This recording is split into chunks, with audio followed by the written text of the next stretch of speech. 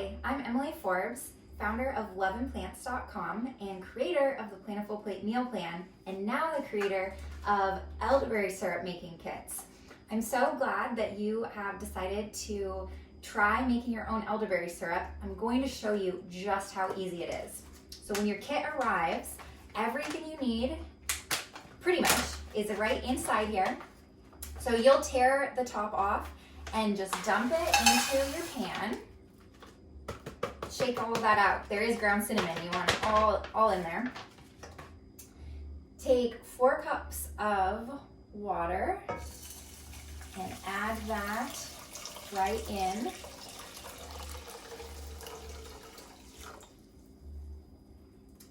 Turn your heat to high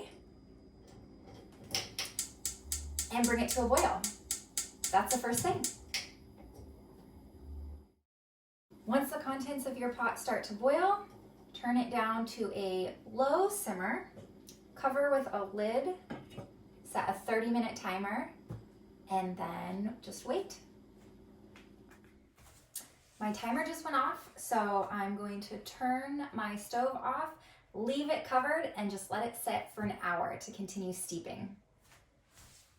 So it's been an hour, which means I am ready to strain the solids out of here. I'm choosing to do that over my measuring cup, which will be easy to pour in my jar. So just carefully pour the contents of your pot right in there. And you can scrape it all out and even press them a bit just to get all the yummy juices and nutrients as much as you can out of that. So I just press it right down through my wire mesh strainer. This is one of my favorite kitchen tools if you don't have one of these. But if you don't, you could pour this through a nut milk bag. You could use cheesecloth, just a smaller size strainer. Obviously, you just need something that isn't going to have holes large enough for your little berry bits to come out of. Then I will stir in my sweetener. I'm using pure maple syrup, which is what I use a lot of the time. A lot of people do like using like a raw local honey. Some people use agave syrup. Of course, you can use white table sugar if you want to. I try and do a little bit less processed, but let's be honest, all sweeteners are concentrated and processed.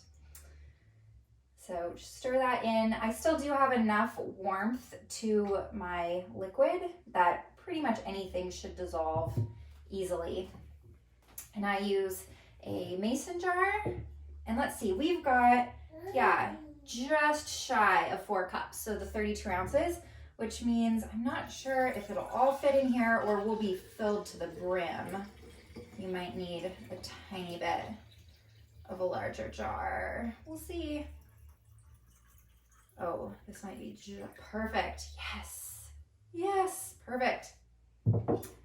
Put the lid on it, put that in the fridge, and I keep it for probably, if we're all using it, all 3 of us in the family, then we definitely go through it in less than a 6 weeks period. But if you're kind of forgetting sometimes, or if there's just one person using it, then I would say like 6 to 8 weeks, it'll be totally fine in the fridge, potentially a little longer. I haven't actually tested that, but I think that it should be fine. So here you have your homemade elderberry syrup. It is as simple as what this video showed you. This is one thing I do as part of my overall healthy lifestyle to keep a strong immune system. And if you want to know other ways, specifically around getting more plant-based foods into your diet, I would love to help you. That is why I created the Plentiful Plate Meal Plan subscription. So with that subscription, every Friday, you get 3 brand new recipes with a shopping list, bonus recipes, a Facebook group for members and support, and even more benefits and bonuses on top of that. So check out my website, www.loveandplants.com, to order any more kits or check out the Plentiful Plate Meal Plan.